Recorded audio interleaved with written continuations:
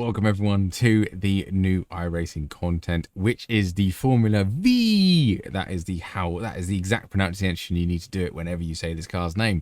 This is my track guide for it around the first race of the season of season 3 of 2021. Laguna Seca, good place to start. Right, if you are new here, this is what I generally do with these, give you a short little intro of everything that is going on with track conditions. So we had usage at 45%, which is normally about moderate. And we have a track temperature of nice and toasty of 116 Fahrenheit.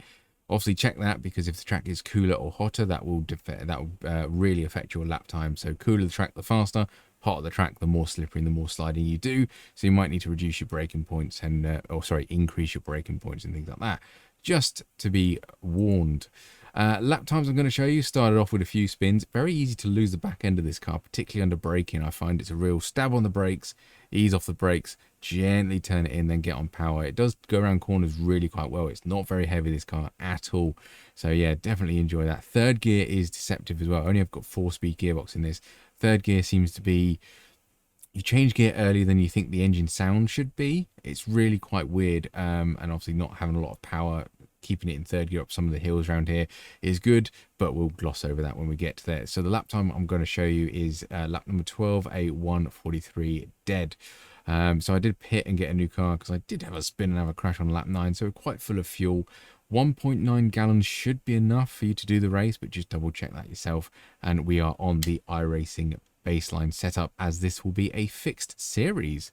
Otherwise, the O-lap, B-laps, which you can use to get a ghost car so you can see where you're losing time or gaining time on me, and telemetry and the replay file will all be in my Discord. A link will be downstairs in the description, so come and say hello over there. So yeah, fingers crossed, that should be everything.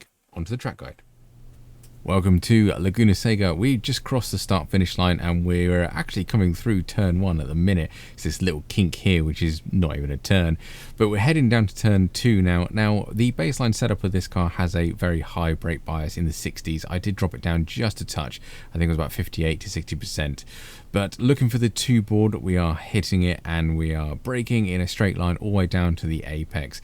Double apex, this one, you need to hit both. Don't run wide, it's not worth it. And get on that power nice and early. This car is all about apex speed, but getting on full power as soon as possible. Doesn't have a lot of power, so you need to make the most of it. Coming up to turn 3 now, a lovely corner in this. It may need a dab of brakes. Now, between the 1 and 2, so probably about the 150 mark, you want to start turning in. You see I have a big lift. You might want a hint of brakes when the tyres are nice and cold. I miss the apex slightly, and you can see I'm still turning the car, so that's not ideal. So probably little brakes in there, get a smoother exit, will be a lot easier. Turn 4, again, beautiful corner. Use all of the curb, and as the curb tapers back onto the track, that's the kind of line you want to follow.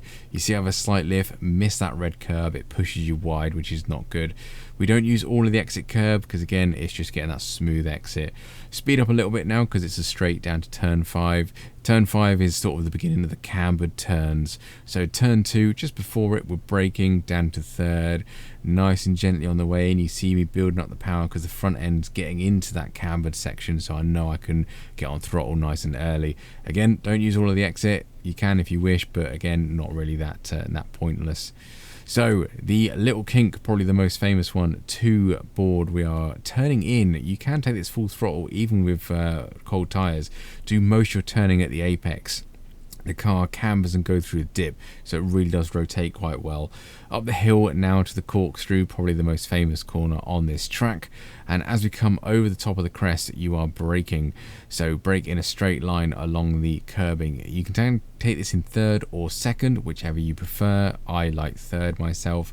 Really awkward because there is an off track and a slowdown on the second part of that, but just try and straight line the Corkscrew as best you can. Third gear, long sweeping corner of turn 9 now. Miss that red thing on the inside and you should be golden through there. Second to last corner, 2 board, we are braking. I don't change down a gear, it's quite a fast corner this, let's keep it in third. Again, miss the red curbing, it's very violent, and the corner is lovely and cambered, so use it to your advantage. Final corner now, and it's probably the most tricky to actually spin this car around. So just after the 2 board, we are standing on the brakes, just down 1 gear. Be very cautious turning in with brakes here. The rear end of the car will let go quite easily. You can hit the red curb because we're going a lot slower, and you see me full power there, and did get a little bit of a slide going on. Keep it in a straight line to the apex just under the bridge there, and yeah, that is us across the line, crossing it with a 1:43.061, which I have no idea if that's good or bad. I'm hoping it's pretty good, but yeah, no idea, because new car and this is the first race of the season. So I hope this has been helpful for you. As I say, let me know in the comments and come along and say hello in Discord if it has been handy for you. All the lap files will be over there, and we'll be probably doing this every single week of the season. So make sure you hit that subscribe button, and you can see these track guides if they are helpful. Otherwise, have a very good week racing in this brand new car. I suspect participation will be very high. It normally tapers off to the end of the season, but I enjoyed this. It's a fun car, so we'll see what happens. Otherwise, thank you very much for watching. Catch you on the next one.